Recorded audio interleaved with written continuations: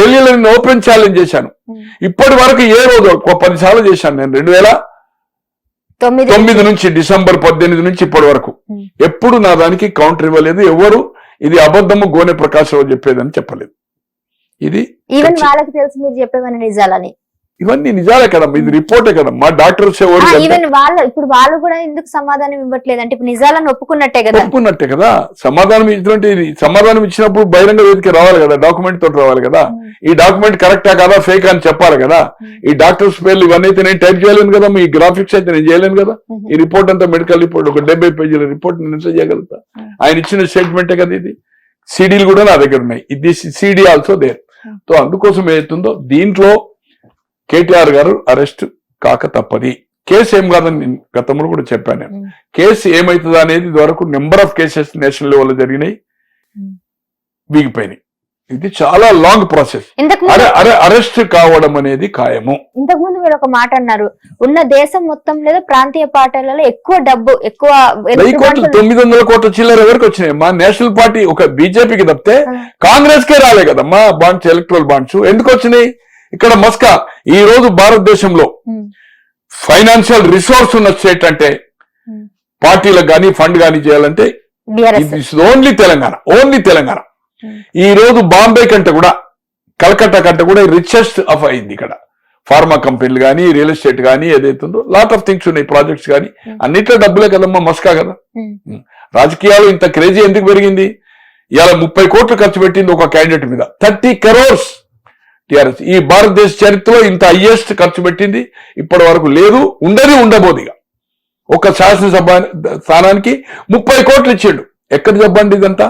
మేము అవినీతి చేయాలి నికాసుగా ఉన్నాం అని చెప్తున్నావు. ఎక్కడ డబ్బు ఇదంతా? సింగరేణి ఎలక్షన్ లో కోట్ల రూపాయలు కదమ్మా. ఒక మీటింగ్ పెడితే మొన్న పార్లమెంట్ ఎలక్షన్ లో ఒక్కొక్క మీటింగ్ 2.5-3 కోట్లు. అదేంటి? ఎక్కడ? గ్రౌండ్ లో కాదు, స్ట్రీట్ మీటింగ్కే. అన్ని ఒక్కొక్క మీటింగ్ కదా కేసీఆర్ అడ్రస్ చేసింది మొన్న పార్లమెంట్ ఎలక్షన్ లో. Only street meeting, evening meeting కనుక పండుడు మళ్ళీ లేసుడు, మళ్ళీ తెల్లారు ఒక ఈవినింగ్ మీటింగ్. Only 1 meeting. ఆ 1 మీటింగ్ 2.5-3 కోట్లతోటి public gathering, mic system, public ను డబ్బులు ఇచ్చే తీసుకురావాలి కదమ్మా. డిపాజిట్లు పోయినాయి కదా. అందుకోసం ఏదైతుందో దీంట్లో అవినీతి జరిగిందనేది నేను వ్యక్తిగతంగా నీకు కిక్ బ్యాక్ వచ్చిందనేది మాత్రము రాకపోవచ్చు. కానీ నీవు సిస్టమ్స్ ను, ప్రొసీజర్స్ ను కాదని నువ్వు ఓరల్ ఇన్స్ట్రక్షన్ ఇచ్చి మనీ ట్రాన్స్ఫర్ చేస్తే without cabinet decision how it is? ఎట్లా అవుతుంది? నువ్వు ఓరల్ ఇన్స్ట్రక్షన్ ఇచ్చిన మాదే ప్రభుత్వం నేను చూసుకుంటానని చెప్తుండే కదా అక్కడ ఐఏఎస్ ఆఫీసరు. ఖచ్చితంగా అరెస్ట్ అవుతాడు. ఇంకోటమ్మా, ఈ రోజు వాళ్ళు చింతమడగవరు. ఒకసారి ఊరికి పోయాడు, పోయి ఏం చెప్పాడు కేసీఆర్ అంటే, ఆయన పప్పు బెల్లాలకు ఎట్లా పంచుడు చెప్తాడు. నా పరిస్థితి మీకు తెలుసు, మీ పరిస్థితి నాకు తెలుసు. అందరికి ఒక్కొక్కరికి ప్రతి ఇంటికి ఏదైతుందో ప్రతి కుటుంబానికి 10 లక్షలు ఇస్తాను, 10 లక్షలు వంచిందమ్మా. ఎవరి సొమ్ము అది? ప్రభుత్వ సొమ్ము, ప్రజల సొమ్ము. నీ ఊర్లో నీ పాపులాటి కోసం నీకు ఇప్పుడు అక్కడ గుంట భూమి లేదు, చిన్న గజం లేదు అక్కడ. అంత అమ్ముకున్నాడు. ఎప్పుడు ఏం లేదు అక్కడ ఊర్లో. ఆయనది లేదు, వాళ్ళ అన్నది లేదు, ఇద్దరిది లేదు. నక్సల్స్ బెదిరిస్తే వ్యవసాయం వదిలిపెట్టి వచ్చిండు. 99లో మంత్రి ఉండే ట్రాన్స్పోర్ట్ మినిస్టర్. చివరకు జానారెడ్డి గారు మంత్రిగా ఉన్నప్పుడు పంచాయత్ అది చేసి దాన్ని గవర్నమెంట్ ఏదైతుందో ఎస్సీ కార్పొరేషన్కి ఇచ్చారు. వాళ్ళ ల్యాండ్స్ 50-60 ఎకరాలు ఉండే. ఇద్దరు వాళ్ళ అన్న నా మంచి మిత్రుడు, అన్న పిల్లలు నా మిత్రులు. నా క్వార్టర్లో ఉండే రంగారావు, కలవకుంట రంగారావు. వాళ్ళు ఇద్దరు అన్నదమ్ములు, 9 మంది సిస్టర్స్. అన్న పిల్లలు నా దగ్గర ఉండే. రమ్యారావు ఉన్నారు కదా, మా దగ్గర ఉంటుంది వాళ్ళు. రమ్యారావు, తర్వాత వంశీ అండ్ మన కన్నారావు రియల్ ఎస్టేట్ చేస్తారు కదా. కన్నారావు యూట్యూబ్ లో ఫేమస్ కదా. వాళ్ళ అన్న కొడుకు అతను. ఒక బిడ్డ వాళ్ళు చనిపోయిన తర్వాత పెళ్లి ఏదైతుందో అది ఎలా చేశాడు ఏం సంగతి, కానీ ఇతనే కాళ్ళు కడిగాడు రమ్యారావుకి ఏదైతుందో. రమ్యారావు గారు కూడా బయటకు వచ్చి ఆయన మీద కొన్ని ఆరోపణలు చేయడం చూస్తా ఉన్నాము. అంటే వాళ్ళ మధ్య అంటే కుటుంబ కలహాలు అంటారా? అంటే వాళ్ళకు అడ్జస్ట్ కాక ఎన్నో హామీలు ఇచ్చాడు. ఉప ఎన్నికలప్పుడు కరీంనగర్ లో వాళ్ళ భర్త ఏదైతుందో ఎలక్షన్ ఏజెంట్ ఉండే 2004లో. వాళ్ళ ఇంట్లోనే ఉండేవాడు కరీంనగర్ లో. ఏదో గొంతెమ్మ కోరికలు చెప్పాడు, ఇది ఇస్తా అది ఇస్తా అని. ఢిల్లీలో పోయి నెలల తరబడి ఉన్నా ఏం చేయలే. డిఫరెన్స్ ఒపీనియన్ వచ్చినప్పుడు ఆమె బయటకు వచ్చింది. ఆమె ఏదో పోరాటం చేస్తుంది. వాళ్ళ అన్న ఉన్న ఏదైతుందో వాళ్ళ తల్లి, అన్నగా తమ్ముడు వంశీ ఏదైతుందో వాళ్ళు విత్ కేసీఆర్ దగ్గర ఉన్నారు. కన్నారావు గారిని పిలువరు, అతని పోడు, అతని వ్యవహారం, అతని వ్యాపారం అతను చేసుకుంటుంది. ఈమె ఏదైతుందో ఈమె కాంగ్రెస్ లో ఉండి ఏదో క్రిటిసైజ్ చేస్తుంది, ఎందుకు చేస్తుంది ఏం జరగలేదు. బట్ అభిప్రాయ భేదం ఉంది. వాళ్ళు కూడా ఏదైతుందో ఈమెను గాని కన్నారావు గారిని ఫంక్షన్స్ కూడా పిలువరు.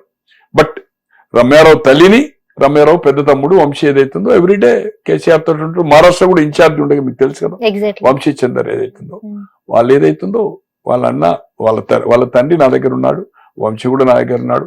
ఎమ్మెల్యే కార్డ్స్ లో నేను దాదాపు 87 to 2005 వరకు ఒకే క్వార్టర్లో ఉంటే 18 సంవత్సరాలు వాళ్ళు కూడా క్వార్టర్లు ఉండేవాళ్ళు.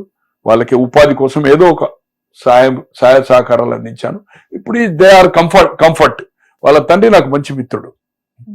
మంచి మిత్రుడు అంటే నా క్వార్టర్లో దాదాపు 3-4 ఏళ్లలో ఒక మినిమం ఒక 1 year దాకా నా క్వార్టర్లో ఉన్నాడు. అతను నా క్వార్టర్లో ఉండేవాడు. 43A వస్తే ఉండేవాడు. ఆయన అప్పుడు ఫ్యామిలీ ఏదైతుంది ఇక్కడ లేకుండే సిద్దిపేటలో ఉండే. సిద్దిపేట తర్వాత వాళ్ళ పిల్లలు కూడా పెద్ద కొడుకు నా దగ్గర ఉండే. తర్వాత వాళ్ళే క్వార్టర్ తీసుకున్నారు. ఉండి ఫ్యామిలీ అంతా అక్కడనే ఉండి చదివారు వాళ్ళు. ఇది సో కేటీఆర్ అనేది సిస్టమ్ ను బ్రేక్ చేసిండు. దీంట్లో అతనికి కిక్ బ్యాక్ రాకపోవచ్చు, కానీ ఏదైతుందో సిస్టమ్ బ్రేక్ చేసిండు కనుక ఈ కేసులో అరెస్ట్ కావడం అనేది ఖాయం. బెనిఫిట్ జరగకపోవచ్చు, డబ్బులు తీసుకోపోవచ్చు. బట్ ఆర్బీఐ గైడ్లైన్స్ కాదని, ఫెమాన్ కాదని ఏదైతుందో నువ్వు డైరెక్ట్ గా ఇవ్వడం అనేది అవుతుందో, డైరెక్ట్ ఇన్స్ట్రక్షన్స్ అధికారులకు ఇచ్చినావు కనుక ఈ కేసులో అక్యూజ్ నెంబర్ గా అరెస్ట్ కావడం ఖాయము. దాంట్లో ఏ మాత్రం లేదు. ఇక సావనైనా వస్తాను. ఇక ఇద్దరు సంగతి చెప్పినా ఈ రామాయణము వినొచ్చిందా? సత్య క్వశ్చనే లేదు. వినొచ్చిందా? నీవే చెప్పావు, నేనే చెప్పినా ఇంట్రెస్ట్ ఆఫ్ స్టేట్ లా నేను ఇన్స్ట్రక్షన్ ఇచ్చినా అని చెప్పావు. నా మిత్రుడు గ్రీన్ కో కంపెనీ అని చెప్పావు. గ్రీన్ కోనికి 40 కోట్లు ఇచ్చిన, అందరికి ఇవ్వలేదా? మెగా ఇవ్వలేదా అంటున్నాడు.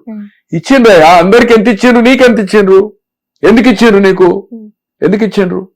ఇవన్నీ రేపు ఏదైతుందో జాబ్ చెప్పాల్సి వస్తుంది కదా పబ్లిక్. ఇన్ని వేల కోట్ల రూపాయలు ఏదైతుందో మీరు ప్రజాధనాన్ని బడాబాబులకు ఏదైతుందో కాంట్రాక్టర్లకు, పారిశ్రామికులతో బెనిఫిట్ చేస్తూ ఆ డబ్బులు తీసుకొని ఏదైతుందో మీరు పప్పు బెల్లాలకు ఏదైతుందో ఎలక్షన్ లో 30-40 కోట్లు పెట్టి, ఆ ప్రజాప్రతినిధులు కూడా 3 కోట్లు 4 కోట్లు 5 కోట్లు పెట్టి ఎమ్మెల్యేలను ఎమ్మెల్సీలు కొన్నారు కదా. పార్టీ మార్పుడు అందరికి డబ్బులు ఇచ్చింది కదా. ఇప్పుడు ఈ కేసులో మీరు అన్నట్టు ఈయన తినకపోవచ్చు, కేవలం ఆర్బీఐ గైడ్ లైన్స్ ప్రకారం డబ్బులు ట్రాన్స్ఫర్ చేశారు. బట్ ఈయన చేయలే ఆర్బీఐ గైడ్ లైన్స్ ను బ్రేక్ అయింది పౌండ్స్ కింద. ఆ ఫెమా బైలాస్ ను ఫాలో కాలే. మరి ఈయనకి బెనిఫిట్ ఏంటంటారు? అంటే ఇల్లీగల్ గా ఏమైనా అన్అఫీషియల్ గా అమౌంట్ అయితే ఈయన అకౌంట్ ఈయన అకౌంట్ కు అమౌంట్ వచ్చిందనేది నేను నమ్మడం లేదు, రాలేదు కూడా, ఎక్కడ ఎస్టాబ్లిష్ కూడా కాదు. రేపు అమౌంట్ ఏదైతుందో 55 కోట్లు స్పాన్సర్ ఏదైతుందో గ్రీన్ కోడ్ బ్రేక్ అయిన తర్వాత గవర్నమెంటే స్పాన్సర్ అయింది.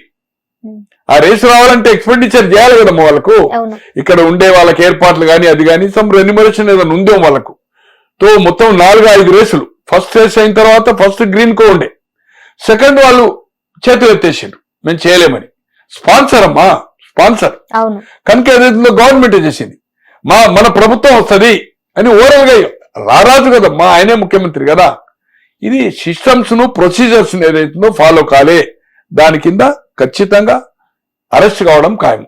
కానీ ఎస్టాబ్లిష్ ఏదైతుందో, ఎస్టాబ్లిష్ అంటే అతనికి మనీ బెనిఫిట్ కానీ అది కానీ చేయలేకపోతుంది. ఇప్పుడు ఈయన కూడా ఏదైతుందో ఏసీబీ ఏమో వాళ్ళు ప్రూవ్ చేయాలి. దీన్ని ఏదైతే నిర్దోషత్వం ఏదైతుందో ఈ ఈడీ ఏదైతుందో ఈయన చేసుకోవాలి ఖచ్చితంగా. నేను అనుకుంటున్నా ఈడీ కేసులో ఇతను వకీలు ఏదైతుందో ఇతను కానీ నీట్ గా బయటకు. ఎందుకంటే ఇతనికి ట్రాన్సాక్షన్ పైసలు రాలా. క్విక్ బో ఏదైతుందో ఒకటి చేస్తే ఇది ఎలక్ట్రోల్ బాండ్ అనేది డిఫరెంట్. ఈ రేసు నుంచి వాళ్ళ నుంచి ఇతనికి డబ్బు ట్రాన్స్ఫర్ అయినట్టు ఎక్కడ కనపడతలేదు మనకు. ఇప్పుడున్న ఎంక్వైరీలో కూడా ఎక్కడ కనుచూపు పేరులో కనపడతలేదు కనుక ఈ కేసు ఏం కాదు, అరెస్ట్ మాత్రం ఖాయం. ఆయన అరెస్ట్ సిద్ధంగా ఉన్నాడు కదా. నేను ఏదైతుందో ఆసనాలు చేసుకుంటా, బయటకు వస్తా, మంచిగా వాకింగ్ మన పాదయాత్ర చేస్తా, అదే మీరు అన్నట్టుగా మొదలు ముఖ్యమంత్రి మెడిటేషన్ చేస్తా, పుస్తకాలు చదువుకుంటా. ఆమె చదువుకుంది కదా, వాళ్ళ చెల్లి చదువుకుంది కదా. జగన్మోహన్ రెడ్డి గారు జైలుకు పోయి ముఖ్యమంత్రి అయ్యాడు. కడిగిన ముత్యంలో బయటకు వస్తాడు. జగన్మోహన్ రెడ్డి గారు ముఖ్యమంత్రి అయిండు, చంద్రబాబు గారు అయిండ్రు, రేవంత్ రెడ్డి గారు అయిండ్రు. నేను ముఖ్యమంత్రి సంతోషం. కానీ ముఖ్యమంత్రి నీ పోటీ ఏదైతుందో ఆమె జైలుకు వచ్చింది, నీకంటే ముందు పోయింది కవిత, నీకంటే ముందు పోయింది. తర్వాత ముఖ్యమంత్రి అని నిజామాబాద్ లో స్లోగన్స్ ఇస్తున్నారు, నీకేమో ఇక్కడ న్యూ ఇయర్ నాడిస్తున్నాడు. మరి ఇద్దరు ఎవరో ముఖ్యమంత్రి రేపు ఎటువంటి అదైతుందో చూద్దాం మరి.